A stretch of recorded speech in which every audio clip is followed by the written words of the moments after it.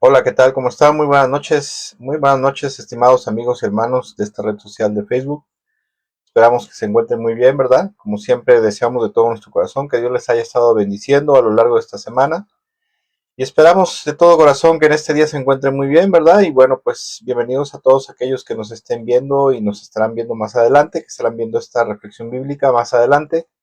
En este día vamos a tener más que una reflexión bíblica, un estudio, un pequeño estudio especial acerca de la parábola de la cizaña. Hoy vamos a estar hablando precisamente acerca de la parábola de la cizaña.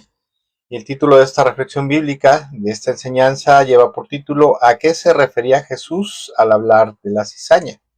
Yo sé que esta parábola de la cizaña en el mundo cristiano es una parábola muy conocida, ¿verdad? Normalmente cuando hablamos de cizaña pensamos que es meter la discordia, ¿verdad? Meter la discordia en medio de los hermanos, en medio de la iglesia, pero la cizaña, la enseñanza de la cizaña tiene un alcance mucho más allá de lo que nosotros nos podemos imaginar a veces.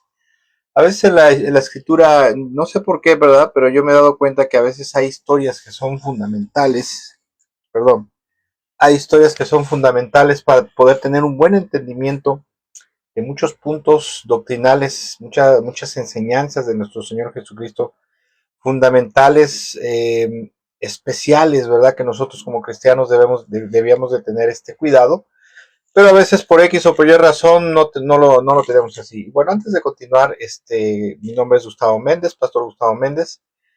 Nosotros vivimos en la ciudad de Fortín de las Flores, en el estado de Veracruz, en México, para aquellos hermanos que son del exterior, ¿verdad? Nosotros vivimos en el estado de Veracruz, en una ciudad pequeña que es contigua a la ciudad de Córdoba, Veracruz, Córdoba, México. Y bueno, pues estamos para servirle, ¿verdad? Y en esta noche vamos a estar compartiendo esta reflexión bíblica, este mini estudio, precisamente acerca de la cizaña, de la parábola del trigo y la cizaña. Y usted sabe, ¿verdad? Usted sabe, conoce a lo mejor de esta historia. Como decía yo, vamos a estar estudiando un poco a profundidad qué es lo que significa y específicamente nos vamos a estar centrando en la cizaña, qué fue lo que el Señor quiso decir, ¿verdad? Cómo tuvo su cumplimiento esta profecía, porque la parábola de la cizaña, del trigo y la cizaña es más que nada una profecía de lo que iba a acontecer posteriormente cuando él partiera de este mundo y la iglesia se quedará, pues, por decirlo así, sola, ¿verdad? No desamparada porque el Espíritu Santo había venido al mundo, pero el Señor Jesucristo tenía que regresar a los cielos y los primeros cristianos tendrían que valerse por sí mismos y pues así que ponerle empeño y llevar a cabo la obra, sí, ya sin la supervisión y sin la guianza directa de nuestro Señor Jesucristo. Y también vamos a estar viendo, ¿verdad?, cómo se refleja, porque la enseñanza de la cizaña, la parábola de la cizaña, del trigo y la cizaña, se refleja directamente en muchas porciones bíblicas, muchos textos, muchos versículos del texto bíblico, que usted a lo mejor ha leído a lo largo de, si usted tiene 10, 15, 20 años, 30 años de ser cristiano, a lo mejor usted ha leído muchas porciones y hoy vamos a empezar a leer y a estudiar algunas porciones que está ahí, ¿verdad? Que tiene que ver, están íntimamente relacionadas con la parábola del trigo y la cizaña. Y bueno, vamos a dar inicio a la lectura del texto bíblico. Este es el texto bíblico que vamos a estar analizando y del cual vamos a partir, ¿verdad? Se encuentra en Mateo capítulo 13, versículo 24 al 30 y es conocido como la parábola de la cizaña. La parábola de la cizaña, el Señor Jesucristo la comparte, ¿verdad? La enseña después de haber hablado acerca de la parábola del sembrador. Y dice esta porción bíblica, ¿verdad? Dice que Jesús, el Señor Jesucristo, les contó otra parábola. Y comienza diciendo así: el reino de los cielos es similar o es como un hombre que sembró buena semilla en su campo.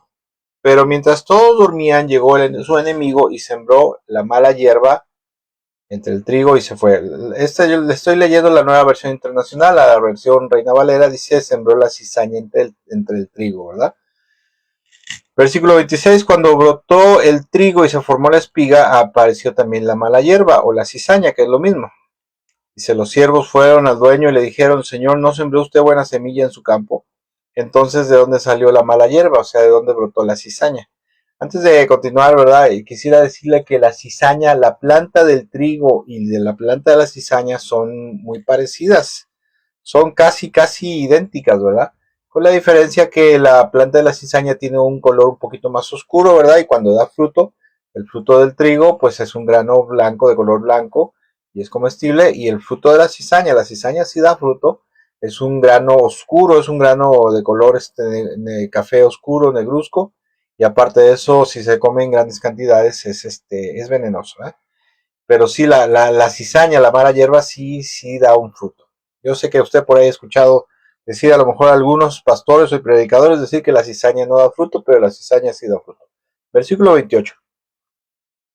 Comenta, ¿verdad? El dueño del campo dice, esta es una obra de un enemigo, le respondió. Le preguntaron los siervos, ¿quiere usted que vayamos a arrancarla? No, les contestó, no sea que al arrancar la mala hierba, o sea, la cizaña, arranquen con ella el trigo. Dejen que crezcan juntos hasta la cosecha, entonces le diría a los segadores, recojan primero la cizaña y átenla en manojos para quemarla y después recojan el trigo y guárdenlo en mi granero. Y posteriormente, ¿verdad? Como era costumbre de los discípulos le preguntan, ¿verdad? Señor, ¿cuál es el significado de la parábola del trigo y de la cizaña? Y el Señor Jesucristo les empieza a compartir, ¿verdad? Les empieza a enseñar cuál era la profundidad de su enseñanza, la profundidad de la parábola del trigo y de la cizaña. Y dice ahí mismo en Mateo capítulo 13, versículo 36 en adelante, dice, una vez que se despidió de la multitud, entró en la casa y se le acercaron sus discípulos y le pidieron, explícanos la parábola de la cizaña del campo. Versículo 37 dice, el que sembró la buena semilla es el Hijo del Hombre, le respondió Jesús. Ponga usted atención a los detalles. Dice, el campo es el mundo.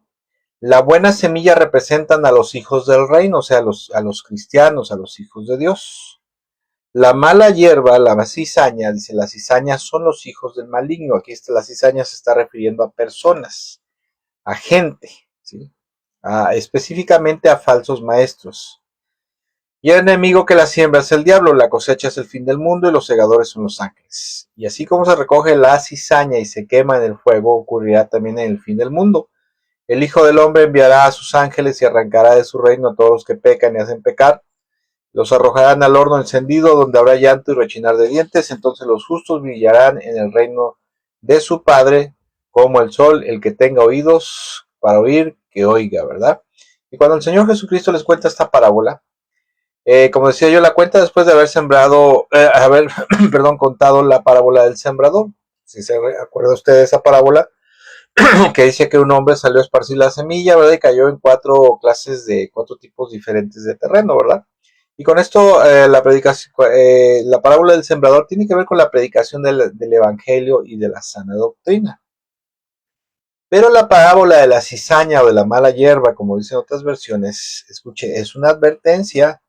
Es una profecía de parte del Señor acerca del peligro que se avecinaba, ¿verdad?, sobre la iglesia, por la intromisión que habría de falsos maestros enviados por el diablo, enviados por Satanás, para introducirse dentro del cuerpo de Cristo y tratar de corromper la sana doctrina y también las sanas costumbres del pueblo de Dios. Y verdaderamente, esa advertencia, esa profecía que el Señor les estaba anunciando fue algo que verdaderamente se cumplió. Le decía yo que cuando la parábola del trigo y la cizaña, cuando se refiere el Señor Jesucristo a la cizaña, específicamente se refiere a personas usadas por el diablo, a personas usadas por Satanás, a gente, ¿verdad? A gente que sería usada por el diablo para introducir falsas doctrinas, falsas enseñanzas, algo que ocurrió. Y esto ocurrió no en el segundo, en el tercero, sino ocurrió precisamente en el primer siglo y casi a la primera mitad, antes de la primera mitad del primer siglo, los falsos maestros provenientes de dos fuentes principales. ¿Cuáles fueron las principales fuentes que dieron esos falsos maestros que entraron en la iglesia, en el cuerpo de Cristo, y corrompieron tanto la sana doctrina como las buenas costumbres? Fueron precisamente esas dos fuentes. Uno de ellos fue el gnosticismo griego. No sé si usted nunca ha escuchado del gnosticismo griego, ¿verdad? Pero si usted nunca ha escuchado el gnosticismo griego, no sabe qué es el gnosticismo griego. entonces usted no sabe mucho de por qué la Biblia dice lo que dice, por qué el Nuevo Testamento en muchas partes dice lo que dice, ¿verdad? Y la otra fuente de la cual provinieron los falsos maestros que entraron en el cuerpo de Cristo posteriormente a la partida de nuestro Señor Jesucristo al cielo, fueron los falsos maestros provenientes del legalismo judaizante o también conocidos como los judaizantes. Y ahora quisiera hablar precisamente acerca de estos dos movimientos heréticos que atacaron al cristianismo primitivo y que hasta el día de hoy, estos dos movimientos heréticos, estas dos corrientes religiosas de pensamiento doctrinales, hasta el día de hoy siguen dándole guerra al cristianismo ortodoxo, o sea, al cristianismo sano, a la sana doctrina y al sano evangelio, ¿verdad? Y como decía usted, a lo mejor usted puede decir, bueno, ¿yo por qué tengo que saber esto? Bueno, porque si usted no conoce, no sabe qué es el gnosticismo griego, qué predicaba, qué enseñaba y qué predicaban los legalistas judaizantes o los judaizantes, entonces, con todo respeto se lo digo a usted, su entendimiento de la palabra de Dios del Nuevo Testamento específicamente es corto.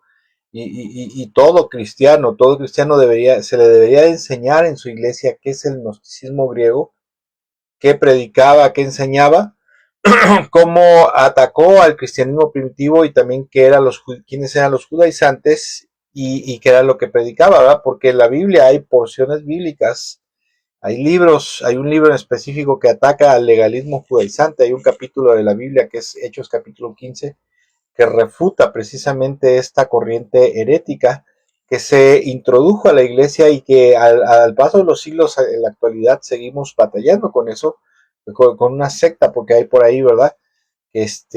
Ahorita le voy a comentar cuáles son las sectas judaizantes que hay en la actualidad. Y bueno, quisiera hablar primero que nada muy breve, acerca de qué eran esas dos fuentes de donde provenían los falsos maestros. Primero que nada el gnosticismo griego y después el legalismo judaizante. Y a su vez quisiera compartir con usted cómo la influencia de ellos se ve reflejada en las Sagradas Escrituras, específicamente en el Nuevo Testamento. Hay muchas porciones del Nuevo Testamento que tuvieron que escribir los autores de las cartas paulinas, por ejemplo, Pablo, las epístolas universales, el libro de los Hechos, el libro de Apocalipsis, ¿verdad? Y algunas otras porciones, los evangelios, de hecho, tuvieron que ser escritos precisamente por causa de estos, en parte por causa de estos falsos maestros provenientes del gnosticismo griego y del legalismo judaizante, para rebatir muchas falsas doctrinas y enseñanzas y establecer una una doctrina correcta. Estos documentos tuvieron que ser escritos, conocidos como los evangelios, las epístolas paulinas, ¿verdad? O las cartas de Pablo, las epístolas universales, el libro histórico de Hechos, ¿verdad? Y el libro apocalíptico el libro profético de Apocalipsis, ¿verdad? Hay partes donde se menciona la influencia, la presencia de estas personas, de estos falsos maestros dentro del cuerpo de Cristo y que era lo que predicaban. Pero primero que nada quisiera hablar un poco a grosso modo acerca del gnosticismo griego. Yo le recomiendo que usted lo busque, lo indague, ¿verdad? Ahí en internet. Es usted la tarea de hacer esto. Ahora, gracias a Dios, en internet hay mucha información que podemos sacar de ahí, ¿verdad? Antiguamente el estudio profundo, el estudio diligente de las Sagradas Escrituras era difícil porque tenías que comprar los libros. Actualmente todos esos libros que antes se tenían que comprar de teología, diccionarios bíblicos, comentarios bíblicos, ¿verdad? Libros de historia antigua, historia bíblica. Hoy los podemos encontrar en internet precisamente, en formatos como en PDF, ¿verdad? Los puede usted descargar libremente y en su computadora, su tableta, su dispositivo móvil, usted los puede tener ahí para estudio. El gnosticismo griego, escuche, el gnosticismo griego era un movimiento, cuando inició, ¿verdad? Un movimiento místico, filosófico y religioso que según los historiadores tuvo su origen o sus orígenes fueron en la religión de los antiguos pobladores de Mesopotamia, o sea, los sumerios, los acadios, los babilonios y los caldeos, ¿sí? Y esto se remonta ya a todas esas creencias originalmente de donde proviene el gnosticismo griego fue de ahí, y esto de hace unos 2 o 3 mil años aproximadamente.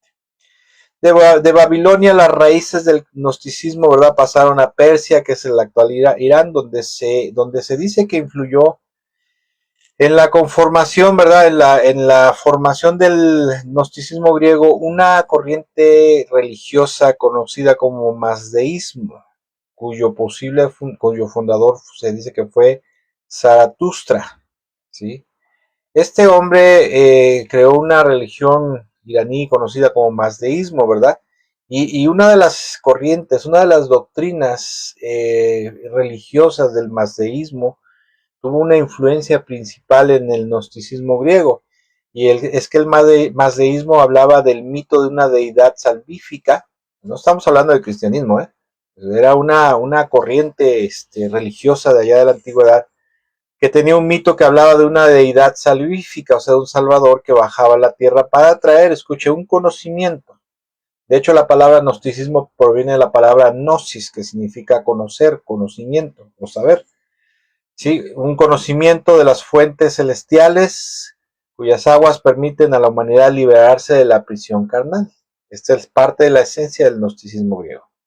Escuche, el gnosticismo griego es en sí una recopilación de los griegos, de parte de los griegos, una recopilación de todas las religiones, creencias místicas paganas, del zoroastrismo, el mazdeísmo, corrientes judías esotéricas, de las religiones egipcias, budismo, credos iraníes, esoterismo, ocultismo, misticismo griego, neoplatonismo, angelología griega y demonología griega, ¿verdad? Y en su etapa final de desarrollo del gnosticismo griego, ¿verdad? Absorbió creencias del cristianismo primitivo, del cristianismo ortodoxo, en el siglo I, dando paso a algo que se le conoce en la actualidad como una rama del gnosticismo, como gnosticismo cristianizado, que en gran parte fue esparcido en el mundo conocido de aquel entonces por los mal llamados padres de la iglesia, que dicho sea de paso, los padres de la iglesia fueron padres, pero de la iglesia católica, ¿verdad? De la iglesia católica apostólica romana. Escuché, la enseñanza principal del gnosticismo griego, primero que nada tiene que ver con un dualismo en la creación. Ellos hablaban, los gnósticos hablaban, creían y hablaban acerca de dos creadores por separado. Decían que uno, el Padre Celestial, el Padre Ingénito, había sido el creador solamente del reino de los cielos, del reino celestial, al cual conocían como el pleroma, y que el creador del mundo natural no había sido el Dios de los cielos, sino un semidios imperfecto, malvado, perverso, conocido por ellos como el demiurgo. Demiurgo significa trabajador o creador, ¿verdad? Y el núcleo esencial del gnosticismo griego, de donde provinieron muchos falsos maestros que entraron al cristianismo primitivo, el núcleo esencial del gnosticismo, de esta corriente filosófica, mística, religiosa, es la creencia en la presencia en el hombre de una chispa o una centella divina que proviene precisamente del ámbito divino, y que este mundo, y que aparte de eso, que también que este mundo se haya sometido al destino, sea algo así como predestinación. También se basa el núcleo esencial de las enseñanzas gnósticas en el nacimiento y la muerte, ¿verdad? Y esta creencia, escuche, la creencia de esencialmente de la chispa divina, la centella divina, ellos decían, los gnósticos, que los seres humanos contenían una parte de Dios, el bien supremo o una chispa divina, que esto es parte de la metafísica. Y la metafísica actual, ¿verdad? Moderna, la metafísica de la nueva era, se piensa que todos tenemos una parte de la divinidad, y ellos lo manejan como el Cristo cósmico, o el yo soy que está dentro de mí. Usted puede leer un poco de metafísica y va a encontrar acerca del Cristo cósmico, la metafísica, ¿verdad? Esto proviene precisamente del gnosticismo griego, ¿verdad? Y se decía que esta parte de Dios, esta chispa divina, estaba en el interior, ¿sí? Que había caído del mundo inmaterial a los cuerpos humanos, ¿sí? Y que toda la materia física estaba sujeta a una decadencia, a una putrefacción, una muerte, o sea, una total depravación.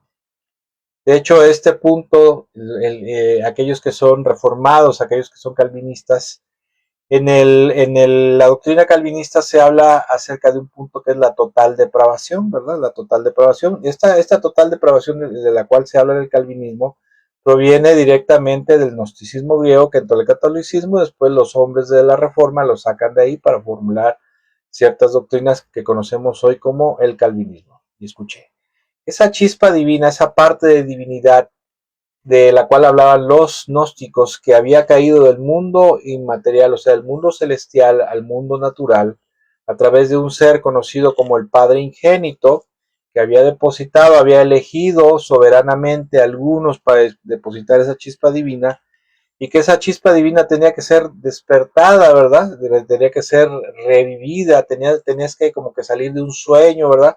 O si tú eras de aquellos elegidos, era porque los gnósticos manejaban tres tipos de seres humanos: los sílicos o los totalmente corrompidos o depravados, los anímicos o los psíquicos, que era gente que tenía parte espiritual y parte terrenal o parte de corrupción, ¿verdad? Y los neumáticos o espirituales, que era la gente que por naturaleza habían nacido esencialmente puros, y que eran los que al morir ellos tenían su pase automático al reino de los cielos, al reino celestial, donde estaba el Padre Ingénito, el Padre Celestial, ¿verdad? Donde estaban todos los eones, los hijos de Dios, los que ellos manejaban, ¿verdad? Y decían que esta chispa divina debía ser despertada por la contraparte divina del yo humano para ser finalmente reintegrada al lugar donde procede, o sea, regresar allá, ¿verdad?, a los cielos. Y esta es la esencia de la predestinación calvinista, o sea, la elección soberana para salvación. Los gnósticos griegos también creían que el ser humano, no lo había creado el Dios de los cielos, ¿verdad? Porque acuérdense que ellos hablaban de un dualismo, o sea, de dos creaciones y de dos creadores, sino creían que lo había creado al hombre el demiurgo junto con 7 ángeles poderosos que el mismo demiurgo había creado, ¿verdad? Y que la fuente directa del ser humano, del hombre, era precisamente ese ser imperfecto, corrupto, malvado, ¿verdad? Estaba corrompido, ¿verdad? Porque ellos interpretaban Génesis capítulo 1, versículo 26 al 27, decían que cuando dice, porque ellos cuando empezaron a mezclarse no solamente con las de todas estas religiones paganas, sino también con el judaísmo, empezaron a tratar de interpretar o interpretaron ciertos textos bíblicos a su entender o a como ellos quisieron, y ellos decían, escucha, ellos decían que el Dios de los judíos, el Señor, ¿verdad? No era precisamente el Dios celestial, sino era precisamente, ellos decían que era ese demiurgo, ese creador, ¿verdad? Y precisamente ellos se usaban dos palabras que hasta el día de hoy se siguen usando en algunas Biblias, usaban la palabra Yahvé, Yabaldaot y Jehová Sabaoth. De hecho, las palabras Yahvé y la palabra Jehová no procede del hebreo, sino son palabras de origen gnóstico griego, del gnosticismo griego.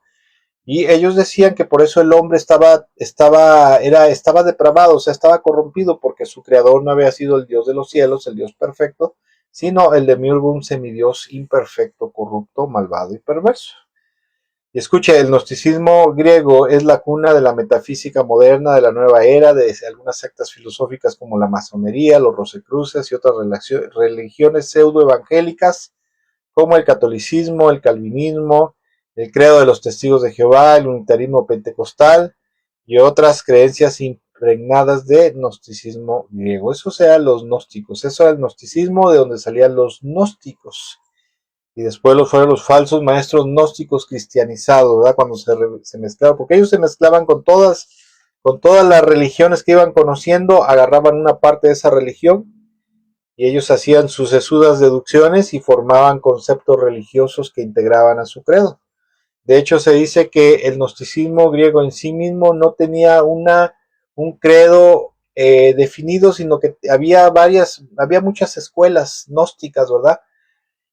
Tenían cierta discrepancia en algunos puntos, pero en esencia era el dualismo. La esencia del gnosticismo era el dualismo precisamente, la chispa divina que había caído de la, de la divinidad, ¿verdad? Que había sido sembrada en el hombre y que tenía que ser despertada, o bien los elegidos, los predestinados, esos al morir automáticamente entrarían al cielo, ¿verdad? Que el hombre estaba totalmente depravado, algunos estaban totalmente depravados y eso jamás y nunca entrarían al cielo y jamás y nunca se acercarían a Dios. Y muchas otras falsas doctrinas, falsas creencias que no me daría tiempo de explicarlas todas en esta noche, ¿verdad? Pero yo le recomiendo que usted lea. Ahora, la otra fuente de donde provino la cizaña, o sea, los falsos maestros que entraron a la iglesia cristiana primitiva, fueron precisamente los judaizantes, o la corriente religiosa era precisamente el legalismo judaizante. El legalismo judaizante fue una corriente que surgió entre los creyentes en Jesús, los cristianos, pero de origen judío, ¿verdad? Principalmente se piensa que provenían del fariseísmo. Y los judaizantes enseñaban que para que un cristiano estuviera realmente bien con Dios, ¿verdad? Estuviera a cuentas y verdaderamente en una buena relación con Dios, ellos debían de ajustarse a la ley mosaica, a la ley de Moisés, o sea, debían de creer en Jesús, pero también debían de cumplir con toda la ley, ¿verdad? Tanto con la parte moral como con la parte ritual, ¿verdad? En especial la circuncisión, tenían que practicar la circuncisión. Decían que los varones la circuncisión era necesaria para completar o concretar la salvación. Decían que si un creyente de origen gentil no se circuncidaba, no observaba los rituales de la ley de Moisés, las ofrendas, los días de fiesta nacional, que mandaba la ley de Moisés y todo lo que tenía que ver con el judaísmo, ellos le enseñaban a los cristianos de origen gentil, ¿verdad? Los judaizantes, que entonces su salvación no se había completado ni se había concretado, ¿verdad?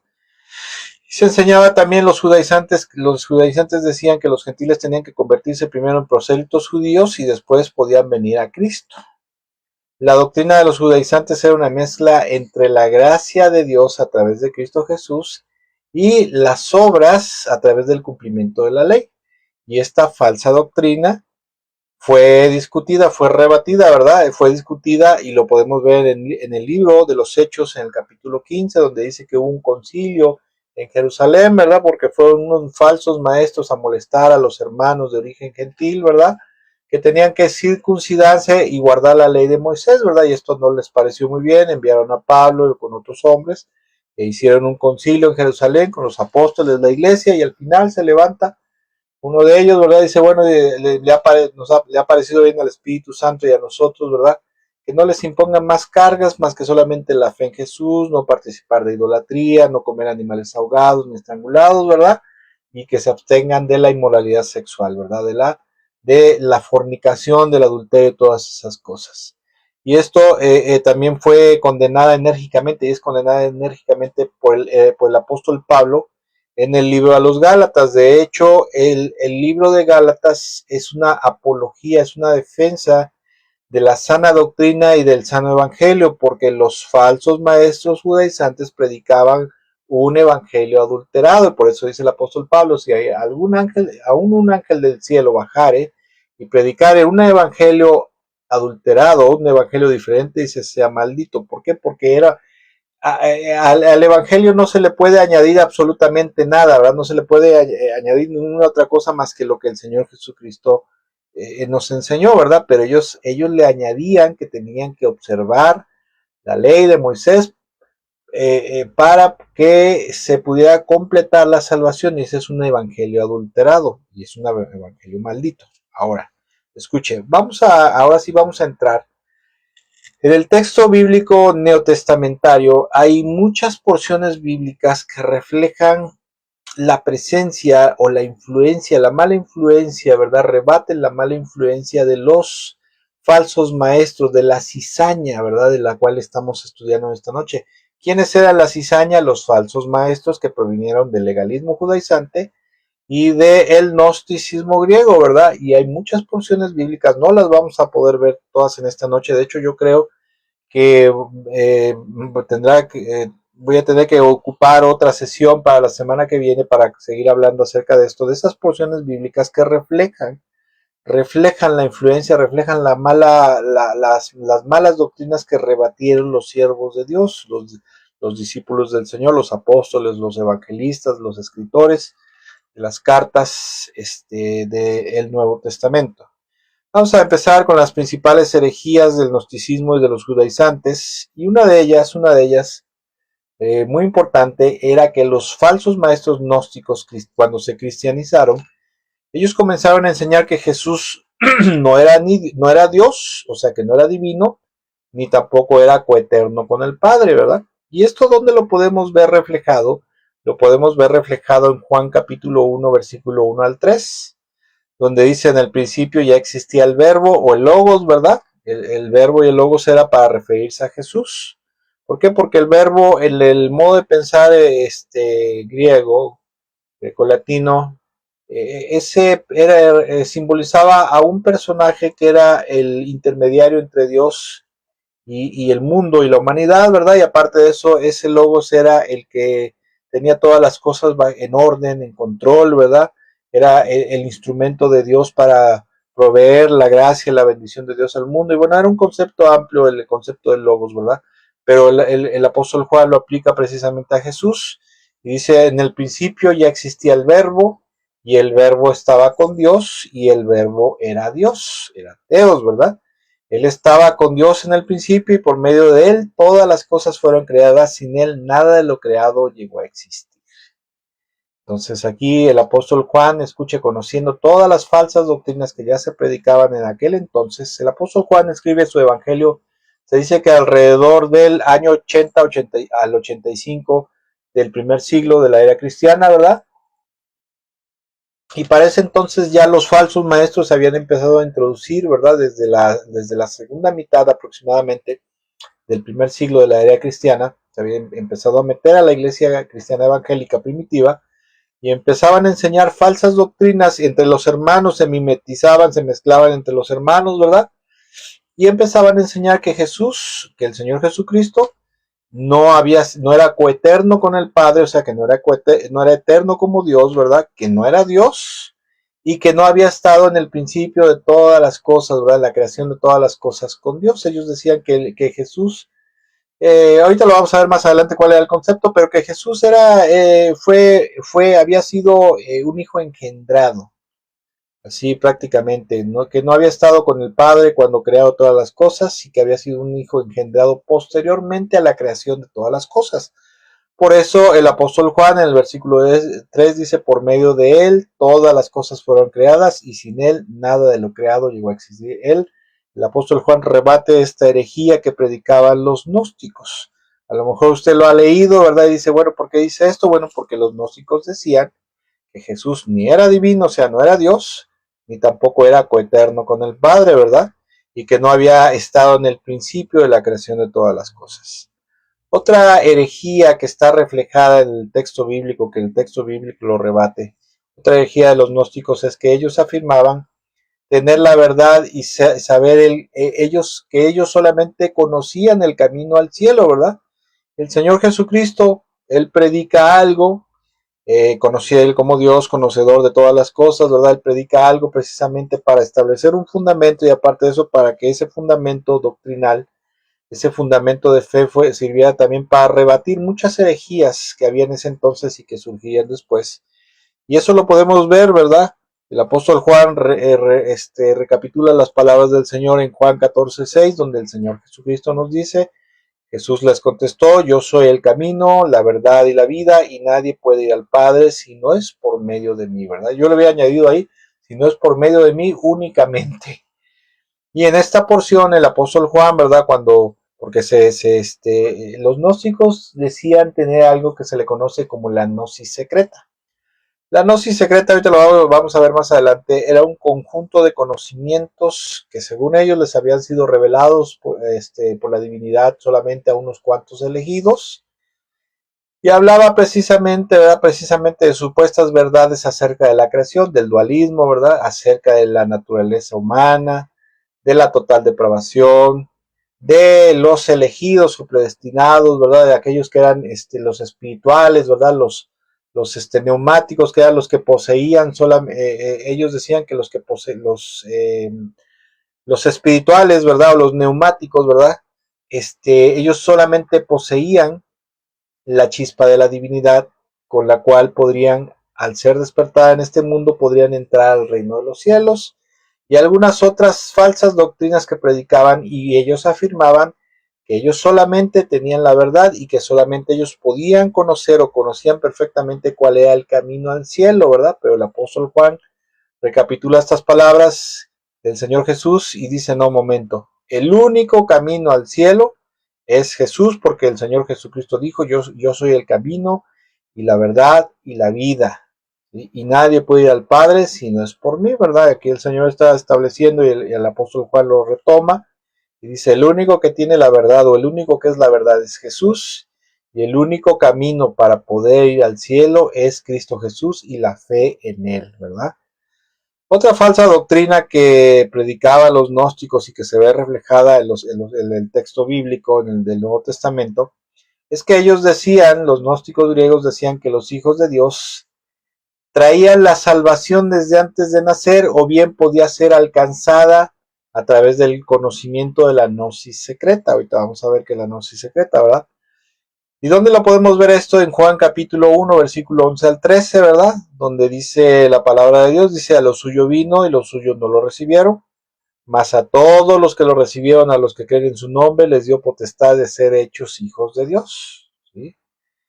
Los cuales son engendrados no de sangre, ni de voluntad de carne, ni de voluntad de varón, sino de Dios. ¿Por qué dice esto el apóstol Juan? Bueno, pues como acabo de mencionar, ellos decían que ya mucha gente desde antes de nacer, lo que predica la predestinación calvinista, ¿verdad?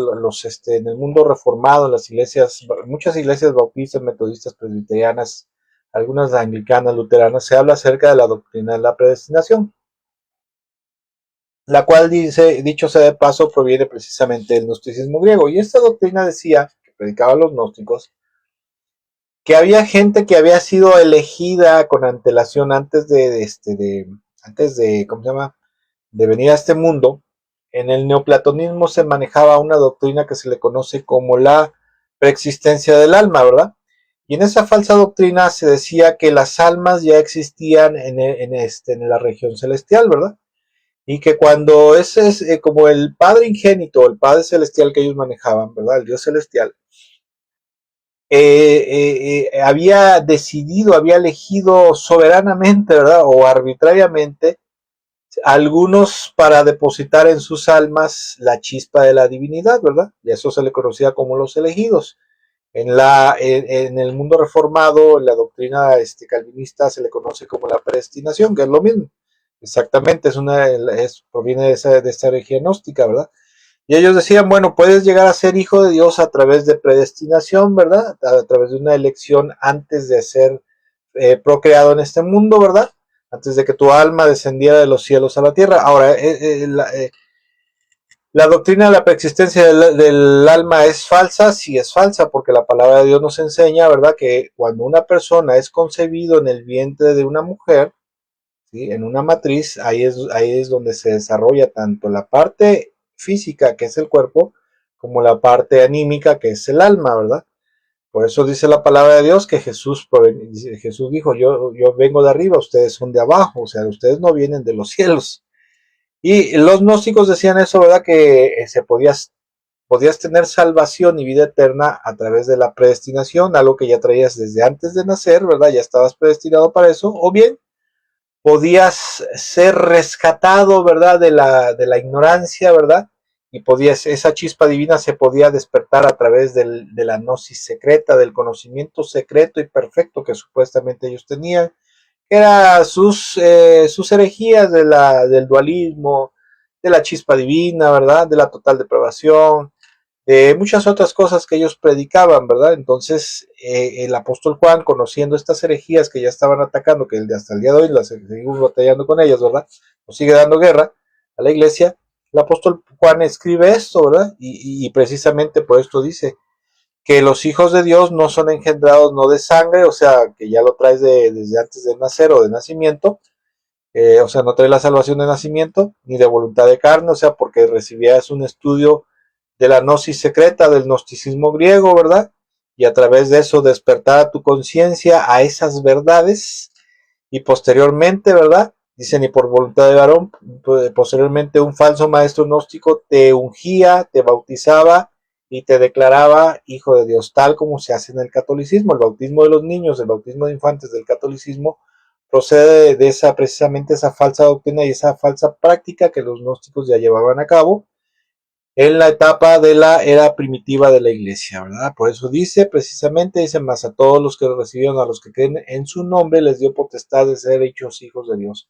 Aquí el apóstol Juan rebate esa herejía y dice, no, un momento, los hijos de Dios nacen, son hechos hijos de Dios precisamente a los que creen en el nombre de Jesús y los reciben como Señor y Salvador. Y ahí el apóstol Juan estaba rebatiendo las herejías gnósticas de la predestinación, del despertar de la chispa divina a través del conocimiento, ¿verdad? De salir de la ignorancia y de que pudiera ser declarado hijo de Dios por un ministro de culto gnóstico, obviamente, ¿verdad? Otra falsa doctrina que se ve reflejada en el texto bíblico surge de la falsa enseñanza de los gnósticos griegos que afirmaban que María había seguido siendo virgen después del nacimiento de Jesús. Esto es bien interesante, escuche. Mateo capítulo 1, versículo 24 al 25 dice, cuando José despertó, ¿verdad? Cuando el ángel le habla a José, le dice, José, no temas recibir a María, ¿verdad? Porque ella ha concebido del Espíritu Santo y el santo ser que está en su vientre es hijo de Dios, es hijo del Altísimo. Entonces dice que cuando José despierta, hizo como el ángel del Señor le había ordenado y recibió a María por esposa. Dice, pero no tuvo relaciones sexuales con ella hasta que nació su hijo. Otra versión, la Reina Valera, dice, pero no la conoció. ¿Sí? Y eso, conocer ahí es un eufemismo para referirse a las relaciones sexuales. Dice, pero no tuvo relaciones sexuales con ella hasta que nació su hijo y José le puso por nombre Jesús. Ya en aquellos entonces, después de la segunda mitad del primer siglo de la era cristiana, ¿verdad? Y de la etapa de la iglesia cristiana primitiva, los gnósticos que se habían infiltrado en la iglesia enseñaban,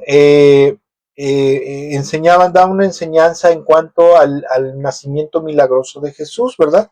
Y decían que el nacimiento de Jesús había sido tan milagroso y tan maravilloso de tal manera que María permaneció virgen tras el parto.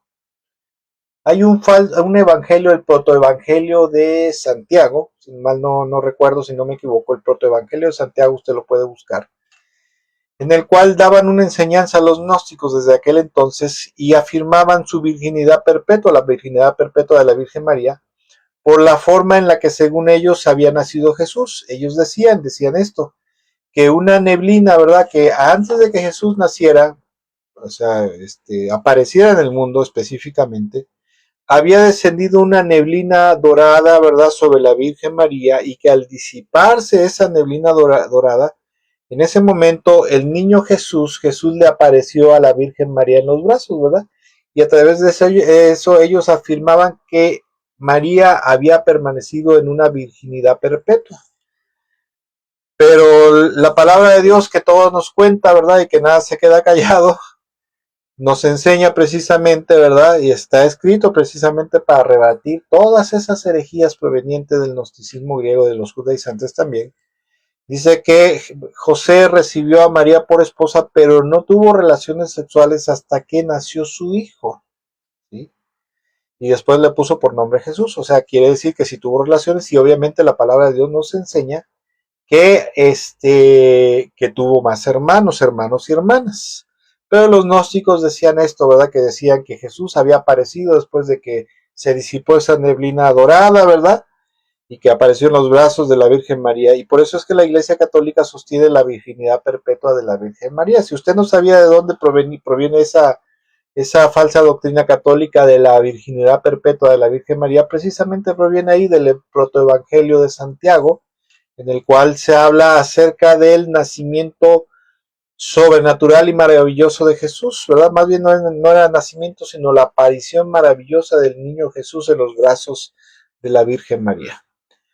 Otra herejía que predicaban los gnósticos, ¿verdad? Cristianizados, y que también se ve reflejada en el texto bíblico neotestamentario, es que ellos decían que el nuevo nacimiento en los cristianos, en los creyentes, sucedía a través del despertar de la mente y el salir de la ignorancia por medio del conocimiento, de la gnosis secreta que ellos predicaban, que supuestamente ellos manejaban, ¿verdad?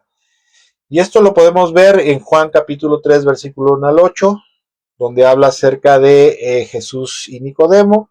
Dice que había un fariseo, un dirigente de los judíos llamado Nicodemo, y este fue a visitar una noche a Jesús y le dijo: Rabí, sabemos que eres un maestro que ha venido de parte de Dios, porque nadie podría hacer las señales que tú haces si Dios no estuviera con él. Y el Señor Jesucristo le contesta y le dice: de veras te aseguro que quien no nazca de nuevo no puede ver el reino de Dios, dijo Jesús. ¿Cómo puede un hombre nacer de nuevo siendo viejo?, preguntó Nicodemo. ¿Acaso puedo entrar por segunda vez en el vientre de mi madre y volver a nacer? O sea, era algo que no se explicaba a él, ¿verdad?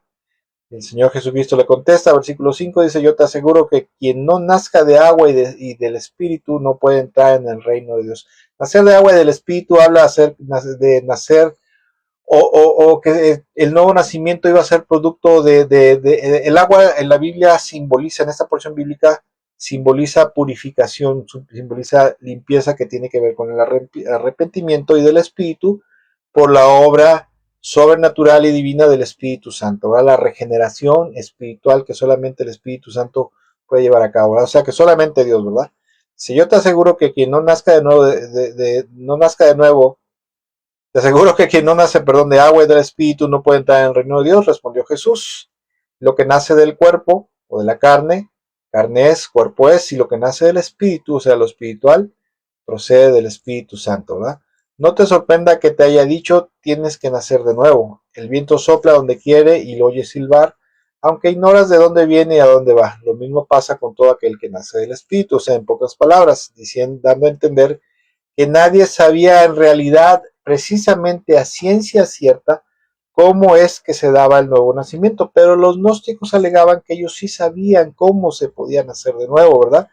Y era precisamente a través de la gnosis secreta, que según el gnosticismo griego, para ellos era un conjunto de verdades espirituales divinas secretas que habían sido reveladas solamente a unos cuantos elegidos como ellos, los predestinados, los elegidos, ¿verdad? Los cuales se llamaban los gnósticos o los hombres del saber, ¿sí? Y no tengo tiempo para explicar todas estas supuestas verdades espirituales divinas secretas, o la gnosis secreta, pero usted puede buscarlo en internet, ¿verdad? Para que también para que le eche ganas a su estudio y conocimiento bíblico. Otra herejía que se ve reflejada, ¿verdad? Que es rebatida se hace una apología a través del texto bíblico, una herejía proveniente del gnosticismo griego, de los falsos maestros gnósticos griegos cristianizados, que se introdujeron a la iglesia cristiana, era aquella que decía, ¿verdad? Los gnósticos decían que la condenación era causa, escuche, de no ser uno de los elegidos o predestinados para salvación. O sea, que no habían recibido la chispa divina. O sea, en pocas palabras, como le decía yo hace rato, los gnósticos manejaban tres tipos de gente o tres tipos de personas: los ílicos, o los totalmente depravados y corrompidos, que esos jamás y nunca iban a poder entrar al cielo, esos estaban condenados a la perdición eterna, o sea, a desaparecer totalmente para siempre el espíritu, el alma y el cuerpo. Después venían los psíquicos o los almáticos, los cuales se podían despertar, ¿verdad? Del sueño de la ignorancia en la cual había sumido el demiurgo a la humanidad, ¿verdad? Y después manejaban los espirituales, los que le acabo de comentar, ¿verdad? Los neumáticos, que esos eran los predestinados, los que tenían integrada la chispa de la divinidad a todo lo que daba, ¿verdad? Al 100%, y esos al morir automáticamente su cuerpo se iba a quedar en este mundo, porque esa era otra herejía, y su alma y espíritu se iba a ir directamente al reino de los cielos, a la parte más alta del reino celestial, lo del pleroma, como ellos lo manejaban, ¿verdad? Pero ellos decían que la causa de la condenación era por causa de no ser uno de los espirituales, de los neumáticos o de los elegidos predestinados para salvación eterna, ¿verdad? Eso es lo que decían los gnósticos, pero la palabra de Dios nos dice en Juan capítulo 3, versículo 18 al 21, dice, hablando el Señor, dice: el que cree no es condenado, pero el que no cree ya está condenado por no haber creído en el nombre del Hijo unigénito de Dios. Y luego el Señor en el versículo 19, Juan 3:19, explica esto y dice, esta es la causa de la condenación, que la luz vino al mundo, pero la humanidad prefirió las tinieblas a la luz, porque sus hechos serán perversos. Pero dice, pues todo el que hace lo malo aborrece la luz y no se acerca a ella por temor a que sus obras queden al descubierto. En cambio, el que practica la verdad se acerca a la luz para que vea claramente que ha hecho sus obras en obediencia a Dios. Y entonces el Señor aquí específicamente está declarando, está estableciendo, está enseñando que la causa de la condenación no es porque seas o no seas predestinado para salvación, porque hayas nacido ílico o totalmente depravado y corrompido, ¿verdad? Sino es porque precisamente cuando vino Jesús como la luz de parte de Dios para la humanidad, lo rechazaron a él, no quisieron venir a Cristo, no quisieron venir al Señor, o la gente no quiere venir a Cristo, ¿verdad? No quiere venir al Señor, no quiere arrepentirse, no quiere confesar públicamente sus pecados, ni mucho menos se quiere someter plena y totalmente a la autoridad, señorío y voluntad de nuestro Señor Jesucristo y del Padre Celestial. Y esa es la causa de la condenación, rechazar a Cristo y rechazar el Evangelio. La causa de la condenación no es porque tú no seas predestinado para salvación y perdición, como se predica en el calvinismo reformado, ¿verdad? Porque el calvinismo reformado predica una doble predestinación, que es predestinación para salvación y predestinación para perdición. Y esas son doctrinas de origen gnóstico griego, precisamente, son herejías que se integraron al catolicismo y que los reformados, los hombres de la reforma que salen de la Iglesia Católica, los reformadores, como se le conoce, las extraen, ¿verdad? Y las integran a su cuerpo de creencias. Otra herejía que está reflejada en el texto bíblico y que rebate el texto bíblico, ¿verdad? De los gnósticos era que ellos decían que Jesús había sido adoptado por el Cristo celestial o el Cristo cósmico, como también se le conoce, ¿verdad? Y ellos decían que Jesús era simplemente un hombre bueno, un hombre sin pecado, pero que era un hombre, pero que había sido adoptado por el eón Cristo. Los eones en el gnosticismo eran seres divinos, eran entidades divinas que tenían varias funciones y que a su vez servían como intermediarios entre el cielo, ¿verdad? Entre el mundo celestial y el mundo terrenal, y llevaban a cabo ciertas funciones y ciertas obras en favor de la humanidad. Pero la palabra de Dios, ¿verdad? El apóstol Juan, conociendo estas herejías que se predicaba, ¿verdad? Él escribe esto y dice, el que viene de arriba está por encima de todos, el que es de la tierra es terrenal y de lo terrenal habla, ¿verdad? El que viene del cielo está por encima de todos, versículo 32, y da testimonio de lo que ha visto y oído, pero nadie recibe su testimonio. Y de aquí surge una herejía conocida, o sea, aquí está el apóstol Juan está diciendo que el Señor Jesucristo venía de arriba, ¿verdad? Que él, o sea, su alma, su espíritu, su corazón, el cuerpo no, ¿verdad? Porque ese era terrenal, pero que su alma y su espíritu procedían precisamente de los cielos, o sea, él en su naturaleza era Dios, era el Hijo de Dios, y él, como ser celestial, había venido a encarnarse en un cuerpo humano, ¿verdad? No era un simple ser humano, no era un simple mortal, era el Hijo de Dios encarnado, era Emmanuel, era Dios con nosotros.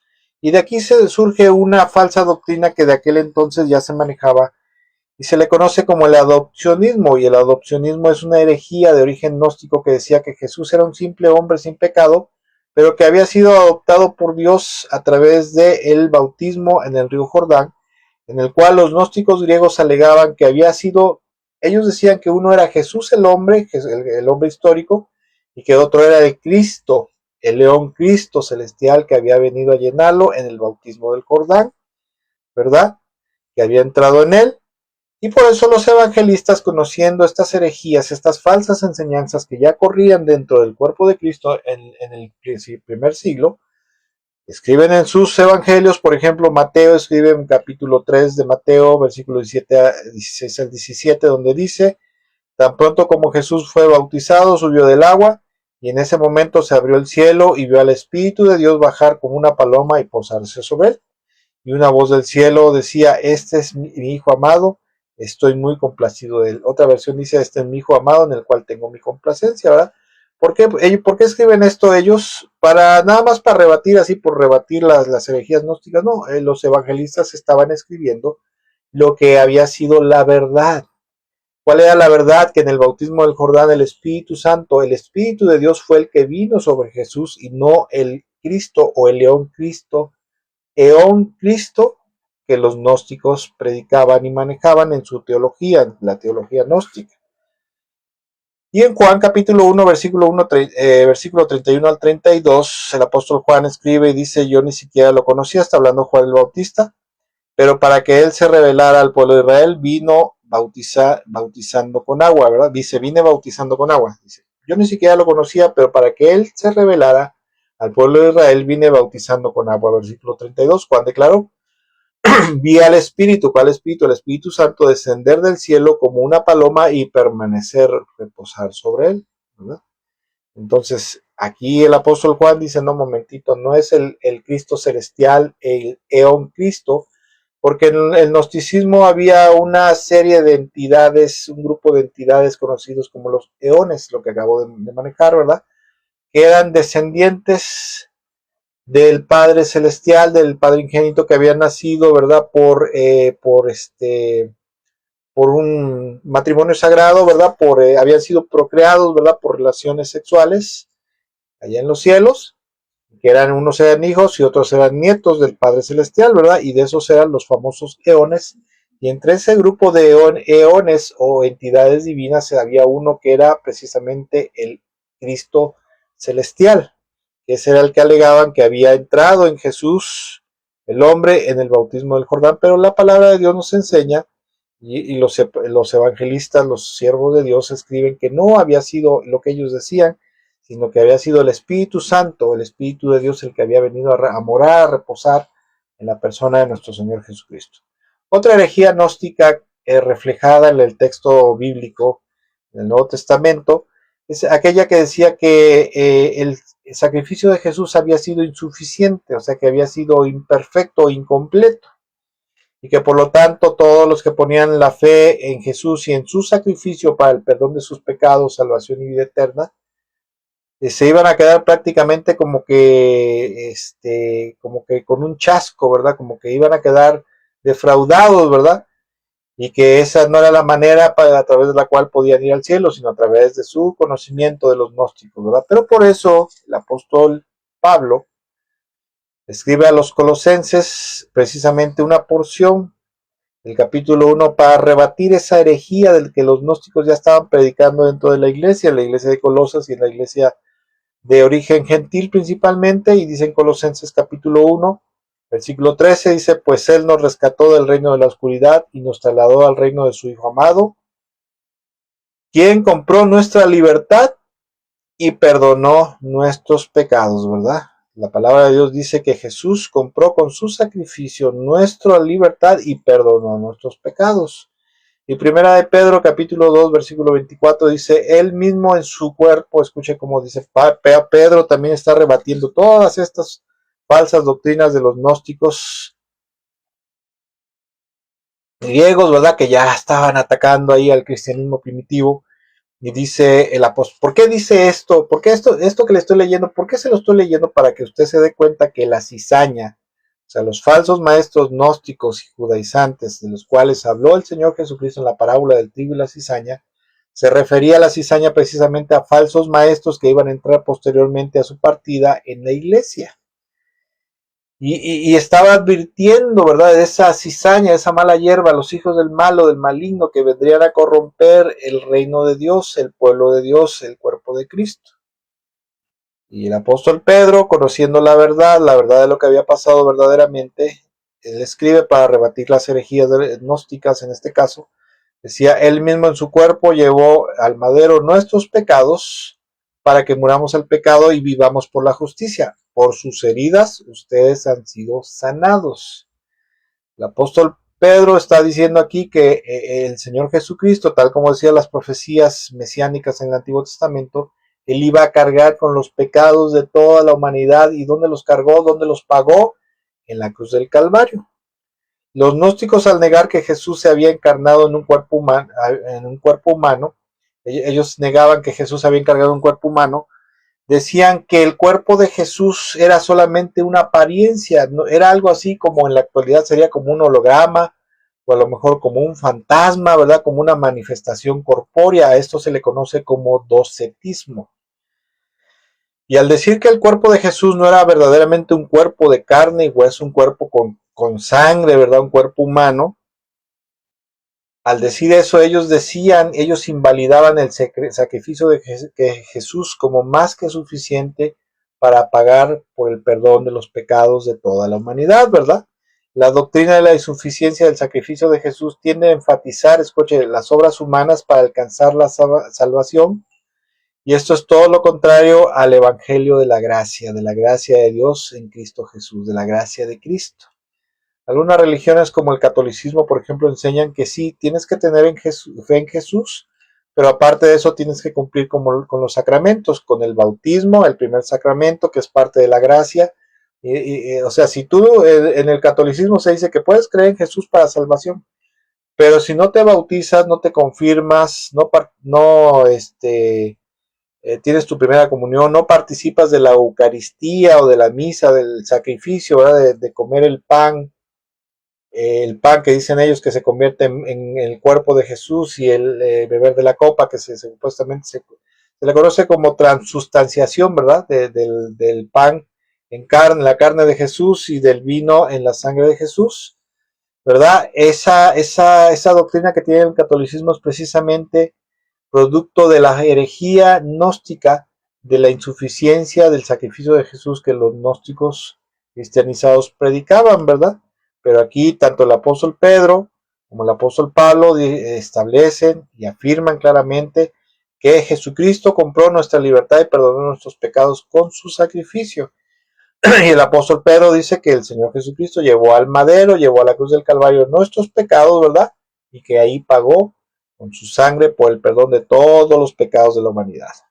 Otra herejía que se ve reflejada en el texto bíblico y que a lo mejor usted también ha leído, pero a lo mejor no sabía por qué está ahí, por qué dice lo que dice, porque es importante conocer el texto bíblico, sí, pero más importante es saber por qué lo dice, para qué lo dice y por qué lo dice, ¿verdad? Eso es ir más allá, es caminar la segunda milla. De hecho, los gnósticos griegos decían y afirmaban, esta es otra herejía de origen gnóstico, afirmaban que el Padre tenía otros hijos llamados los eones, o las entidades divinas que eran intermediarias entre el reino celestial y la humanidad, ¿verdad?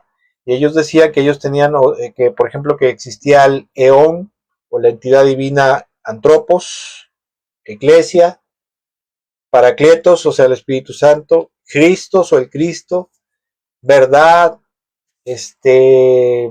¿verdad? Eran aproximadamente 30 eones, 30 descendientes del Padre Celestial que ellos manejaban, que la Gnosis Valentiniana, busque usted Gnosis Valentiniana, busque usted ahí, habla de los 30 eones, la octuada, la decena y la docena, ¿verdad? Supuestamente ellos ahí decían, no es que hay 30 entidades divinas, ¿verdad? Que tienen cierta función y cada uno ayuda a la humanidad en cierta área, ¿verdad? En el conocimiento, en la sabiduría, en la iglesia, etcétera, etcétera, ¿verdad? Y decían que que Dios el Padre tenía otros hijos, los famosos eones. Pero el apóstol Juan, ¿verdad?, recapitula las palabras del Señor, donde el mismo Señor dice, pues tanto amó Dios al mundo, de tal manera amó Dios al mundo, que dio a su Hijo unigénito. Acuérdese de esta palabra unigénito, para todo el que crea en él no se pierda, sino tenga vida eterna. La palabra unigénito en el griego es la palabra monogenes, que significa único, o sea, único, solo uno y uno del tipo. O sea, cuando Jesús dice el unigénito, está dando a entender o está afirmando que Dios solamente tiene un solo hijo, el unigénito de Dios, que significa único, el único hijo que Dios tiene, que es Jesucristo precisamente. Y con esto está aquí en la Biblia, está en los evangelios, está en el texto bíblico neotestamentario precisamente para también, entre algunas cosas, primero que nada para establecer la verdad, y número dos, para rebatir las falsas doctrinas de la cizaña de los falsos maestros gnósticos y judaizantes. Los gnósticos decían que Jesús era uno de los tantos hijos y nietos del Padre Ingénito, el creador del mundo celestial, según ellos, ¿verdad? Y a estos hijos se les conocía como los eones del pleroma.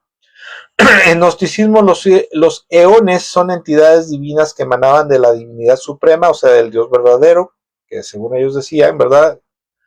Y actuaban como intermediarios entre el mundo espiritual y material.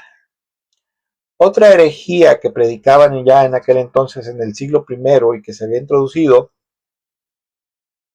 por esta cizaña de la cual habla el Señor en la parábola del trigo y la cizaña, era aquella de herejía que negaba, ¿verdad? Negaba que Jesús había sido encarnado en un cuerpo humano, ¿verdad? Los gnósticos griegos decían que como la materia, o sea, la materia y por ende también los cuerpos físicos estaban totalmente corrompidos, putrefactos, moral, espiritualmente, decían que era imposible que un ser celestial, un ser divino, viniera a tener una unión hipostática, así se le llama, que el Cristo celestial, ¿verdad? Que el Hijo de Dios hubiera venido a encarnarse en un cuerpo humano. Eso se le conoce como unión hipostática, ¿verdad? La unión de la divinidad con la naturaleza humana. Y esto precisamente es una de las cosas que el apóstol Juan, conocedor de todas estas herejías provenientes del helenismo, del gnosticismo griego, lo rebate, y esto está en primera de Juan capítulo 4 versículo 2, donde dice: esta es la manera en que sabemos si tienen o no el Espíritu de Dios. Dos puntos y seguido, dice. Si una persona que afirma ser profeta reconoce que Jesucristo vino en cuerpo humano, que vino en carne, como dice la Reina Valera, esa persona sí tiene al Espíritu de Dios. O sea, es un verdadero cristiano, es un verdadero profeta o predicador del Evangelio de nuestro Señor Jesús. O sea, es un verdadero cristiano, un hombre de sana doctrina. ¿Quién es un profeta de Dios y que tiene el Espíritu Santo? El que reconoce que Jesús vino en carne o que vino a habitar en un cuerpo humano, un cuerpo de carne y hueso. Tal como dice en Filipenses también, ¿verdad? Que Jesús, siendo en forma de Dios, se despojó a sí mismo y tomó la forma de siervo, o sea, se convirtió en un ser humano. Y también el apóstol Pablo rebate esta herejía, ¿verdad? Acerca de que Jesús se había encarnado en un cuerpo humano, una herejía de origen gnóstico griego, en Colosenses capítulo 1, versículo 22, donde dice el texto bíblico, dice: pero ahora Dios, a fin de presentar los santos, intachables y irreprochables delante de él, los ha reconciliado en el cuerpo mortal o en el cuerpo carnal de Cristo mediante su muerte. ¿Sí? Que el apóstol Pablo está diciendo: a ver, momentito. Ustedes han sido reconciliados delante de Dios, han sido presentados intachables y irreprochables delante de Él, y los ha reconciliado mediante el cuerpo mortal de Cristo Jesús, o sea, el cuerpo físico. Aquí los apóstoles, ¿verdad? Pablo y Juan están rebatiendo esa herejía, y por eso cuando usted lo lee, si usted no lo sabía, ¿por qué lo decía? Lo dice precisamente por eso, porque los falsos maestros gnósticos negaban que Jesús se había encarnado en un cuerpo mortal de carne y hueso, porque según ellos estaba totalmente la materia depravada y corrompida, ¿verdad? Y ya no me va a dar tiempo de terminar esto, ¿verdad? Pero voy a compartir una o dos falsas doctrinas que predicaban los gnósticos griegos, que era la cizaña de la parábola del trigo y la cizaña que el Señor Jesucristo enseña ahí en Mateo 13, ¿verdad? Está registrado en Mateo 13. Si Dios lo permite y me presta vida y nos presta vida, ¿verdad? Muy probablemente tendré que compartirlo, culminar esta enseñanza, este mini estudio, por decirlo así, de la parábola de la cizaña, qué significa, quiénes representan la cizaña en la parábola del trigo y la cizaña, ¿verdad? Y cómo se ve reflejada su influencia o su presencia en el texto bíblico neotestamentario. Dice, otra herejía de los gnósticos griegos es que ellos negaban que Jesús había resucitado corporalmente, sino que lo había hecho espiritualmente. Esto es parte de la herejía que predican los testigos de Jehová. Hay una doctrina de los testigos de Jehová que dice que Jesús no resucitó corporalmente, sino solamente espiritualmente, ¿verdad? Como que un vapor, ¿verdad? Como que un espíritu fue el que resucitó y que no había resucitado en carne, ¿verdad? Esto lo predican los testigos de Jehová, y esta herejía proviene precisamente del gnosticismo griego, de allá del primer siglo, de la etapa de la era la era cristiana primitiva, ¿verdad? De la iglesia primitiva. Y escucha lo que dice el texto bíblico. Juan capítulo 20, versículo 26 al 29 dice: 8 días después los discípulos estaban juntos de nuevo y esta vez Tomás se encontraba con ellos. Esto habla después de la resurrección de Jesús, porque acuérdense que una semana atrás la palabra de Dios dice ahí en Juan que el Señor se les apareció, ¿verdad? Y que ellos estaban estupefactos, ¿verdad? Estaban incrédulos algunos y de gusto, ¿verdad? No caían, no caían en cuenta que estaban viendo a Jesús, ¿verdad? Y el Señor Jesucristo les dijo: a ver, metan sus manos aquí en los hoyos, ¿verdad? Para que se den cuenta que los hoyos de los clavos, para que se den cuenta que yo soy yo y que aparte de eso yo resucité en espíritu, alma y cuerpo, ¿verdad? Tal como las Sagradas Escrituras decía. Hay un salmo que decía: no permitirás que tu santo vea corrupción, o también otra versión dice: no permitirás que mi cuerpo se pudra en la tumba. Hablaba de la resurrección corporal del Mesías, de Jesús. 8 días después dice, y esta vez Tomás se encontraba con ellos. Las puertas estaban bien cerradas, pero de pronto, igual que antes, Jesús estaba de pie en medio de ellos y dijo: la paz sea con ustedes, o sea, shalom. El shalom de Dios esté con ustedes. Versículo 27. Entonces le dijo a Tomás, porque Tomás dijo: hasta no ver, no creer, ¿verdad? Pon tu dedo aquí y mira mis manos, mete tu mano en la herida y la herida de mi costado, ya no seas incrédulo, cree. Mi Señor y mi Dios, exclamó Tomás, ¿verdad? Cuando metió sus dedos ahí y estuvo palpando que verdaderamente era Jesús y resucitado en su cuerpo. Mi Señor y mi Dios, exclamó Tomás. Entonces Jesús le dijo: tú crees porque me has visto, pero benditos los que creen sin haberme visto. Lucas capítulo 24, versículo 36 al 43 dice: y justo mientras contaban la historia a los que habían regresado de Maús, de pronto Jesús mismo apareció de pie en medio de ellos. La paz sea con ustedes, les dijo. Pero todos quedaron asustados y temerosos porque pensaban que veían un fantasma. ¿Sí? Un fantasma, un espíritu. ¿Por qué están asustados?, les preguntó. ¿Por qué tienen el corazón lleno de dudas? Miren mis manos, miren mis pies, pueden ver que de veras soy yo. Tóquenme y asegúrense que no soy un fantasma, pues los fantasmas no tienen cuerpo. Esto lo está declarando el Señor, como ven que yo tengo. Mientras hablaba, Él les mostró sus manos y sus pies. ¿Por qué negaban los gnósticos griegos, los gnósticos cristianizados, que Jesús no había resucitado en un cuerpo? Por la misma razón que decían que Jesús no se podía haber encarnado, el Hijo de Dios no se podía haber encarnado en un cuerpo de carne y hueso, porque ellos decían que toda la materia, incluyendo los cuerpos, estaban totalmente corrompidos, putrefactos moral, espiritualmente, etcétera, etcétera, ¿verdad? Y por lo mismo negaban que Jesús hubiera resucitado en un cuerpo, lo mismo que predican los testigos de Jehová, ¿verdad? Dice versículo 41, aún así ellos seguían sin creer, llenos de alegría y de asombro. Entonces les preguntó: ¿tienen algo aquí para comer? Y le dieron un pedazo de pescado asado y él lo comió mientras ellos miraban. Ellos veían cómo se estaba comiendo, ¿verdad?, el pescado, y eso era para afirmar, el Señor lo hizo para afirmar que verdaderamente había resucitado en cuerpo, espíritu, alma y cuerpo, o sea, en su ser integral, ¿verdad? Y la última falsa doctrina de los gnósticos que voy a compartir, ¿verdad?, que está reflejada en el texto bíblico, que está ahí, que a lo mejor usted sabía o no sabía por qué decía dice lo que dice el texto bíblico, es aquella falsa doctrina gnóstica que predicaban ellos, ¿verdad?, los falsos maestros, la cizaña, de la cual habla el Señor, ¿verdad?, los hijos del malo, que ellos afirmaban que Jesús había muerto solo por los pecados de los elegidos. Ellos ya hablaban acerca de una elección soberana, como predica el calvinismo. De hecho, la herejía, la falsa doctrina de la elección soberana, ¿sí?, de la elección incondicional, perdón, así se le conoce, la elección incondicional, que es para los predestinados, para los elegidos, con antelación antes de la fundación del mundo, tal como se predica en el calvinismo, en la doctrina de la predestinación reformada, calvinista, ¿verdad? Ellos decían que Jesús había muerto solamente por los elegidos o los predestinados, ¿verdad?